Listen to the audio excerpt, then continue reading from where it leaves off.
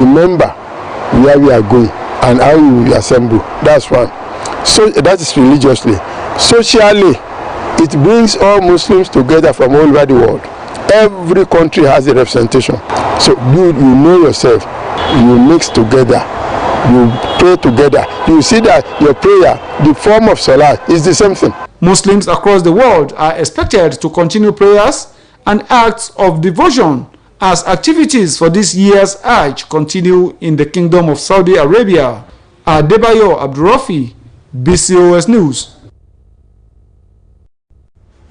Justice Peter Lifu of the Federal High Court in Abuja has dismissed a suit filed by a lawyer, John Mary Jideobe, seeking to stop former President Goodluck Jonathan from contesting the 2027 presidential election. Delivering judgment, Justice Lifu also awarded a 20 million naira fine against Jideobe and in favor of the ex-president.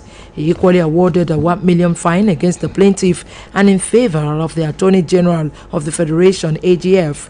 Justice Lifu held that Jideobe lacked the legal right to have instituted the suit, having not suffered any loss from his perceived Jonathan's intention to vie for next year's poll.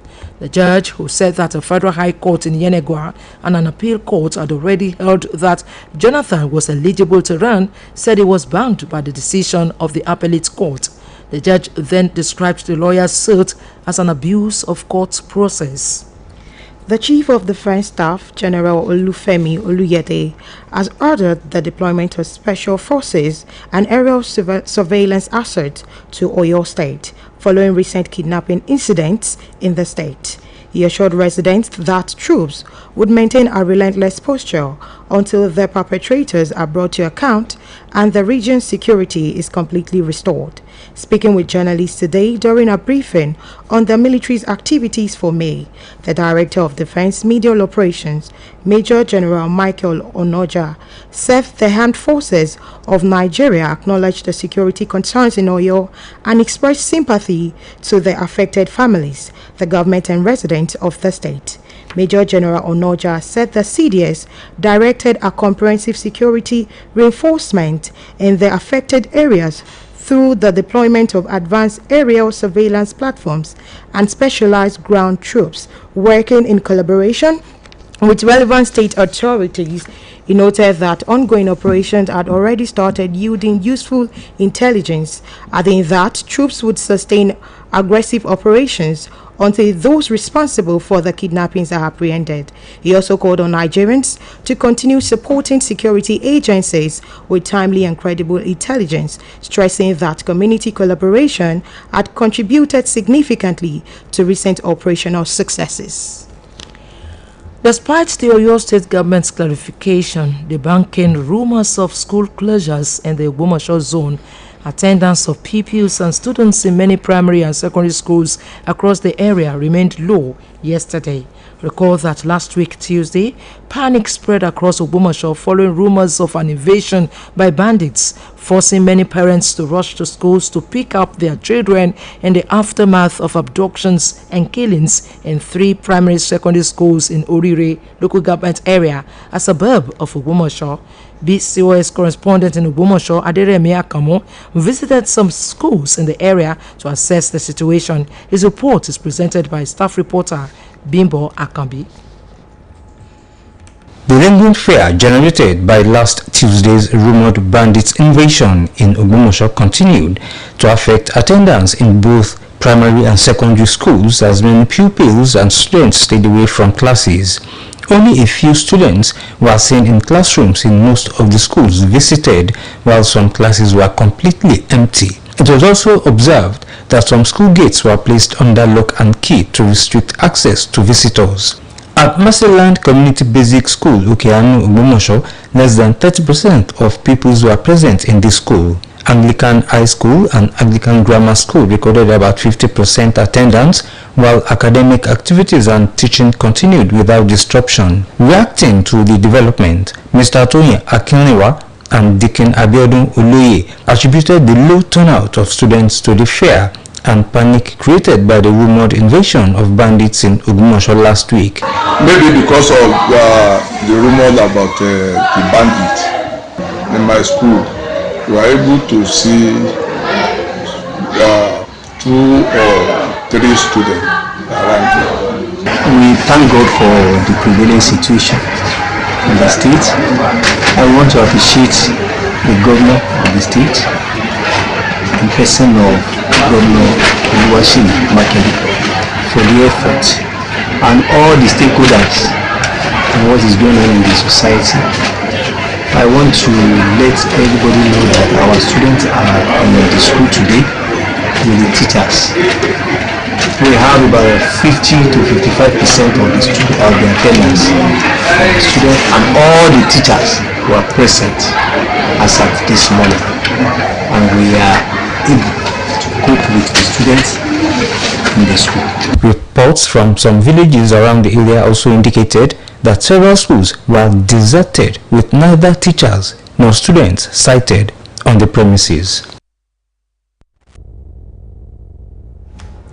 This broadcast of Newscope comes to you from the Broadcasting Corporation of Oyo State, Ibadan.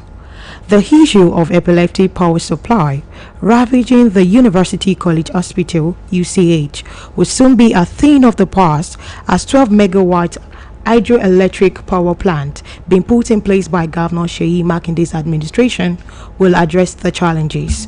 The State Commissioner for Energy and acting chairman of Oyo State Electricity Regulatory Commission, Professor Dahoud Songodoyin, revealed this while featuring on BCOS Current Affairs Live television program Kutuai.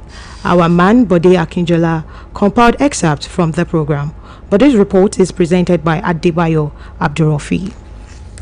The BCOS Current Affairs Live television program Kutuai on Tuesday was a time to explore the achievements and efforts of Governor Seyi Makinde in the last 7 years. Featuring in the program, the Commissioner for Energy, who is also the acting chairman of Oyo State Electricity Regulatory Commission, Professor Dahoud Songodoyin, stated that Governor Seyi Makinde has completed the construction of solar grid in 21 communities with a lifespan of over 20 years. We have developed Oyo State so that security is guaranteed for everyone living in your state.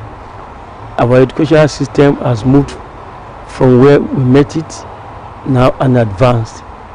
We've moved the health sector also rightly by provisions of the primary health care centers in most of the wards in Oyo State, and we have linked our zones for ease of movement, ease of transporting our businesses, our people for our businesses, our people for investors, and for energy sectors. We have also created light economy for our people by provision of street lights. Professor Dahoud Songodoyin for our people by provision of street lights. Professor Dahoud Songodoyin added that Oyo State needs 520 megawatts to completely eradicate the issue of epileptic power supply to all the 7 geopolitical zones. Hence, the upgrading of 5 megawatt hydroelectric power plant to 12 megawatts, while assuring residents and citizens that the 12 megawatts will be tapped into by the UCH to eradicate the issue of epileptic power supply in the tertiary health institution.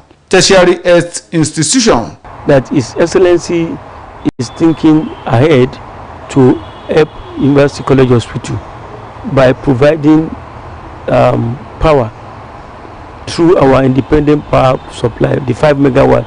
We are trying to revive that 5 megawatt, and once we are able to get it set between quarter 2, quarter 3, our intention is to make the distribution outside the secretariat, covering Old Bodija, New Bodija, UI and usage. When that is set, usage will enjoy part of the 5 megawatt. Also featuring on the program, the Special Assistant to Governor Seyi Makinde on print media, Mr. Moses Alao, said that the 7 years of this present administration cut across all sectors, noting that what successive administration sees as stumbling blocks was surmounted by Governor Seyi Makinde. First 4 years, they achieved what other administrations achieved in 2 terms. So if you're talking about 7 years of Governor Seyi Makinde, we're talking about 7 years of positive development in our state in the area of infrastructure development. Now, you would recall that previous administrations, like 2-3 administrations before him, had tried to do something on the Ibadan Circular Road, but the willpower to do it had been lacking until Governor Seyi Makinde came. And today, I can announce to you that the Ibadan Circular Road is not just a project on the paper. Everywhere you go, you see people talking about LATEX students, because at the point before Governor Seyi Makinde came, there was no given that you are going to finish in 8 years, because there's always going to be the challenge between Osho and Oyo. But Governor Seyi Makinde came.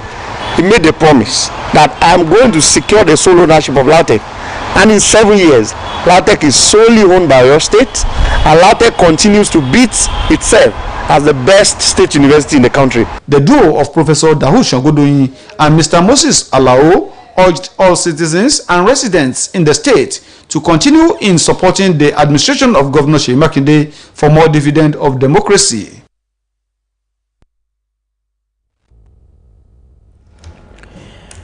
The Ogun State Area Command 1 of the Nigeria Customs Service, Idiroko, has intercepted a luxury passenger bus loaded with suspected military camouflage uniforms, cannabis sativa, and other prohibited items allegedly smuggled into the country.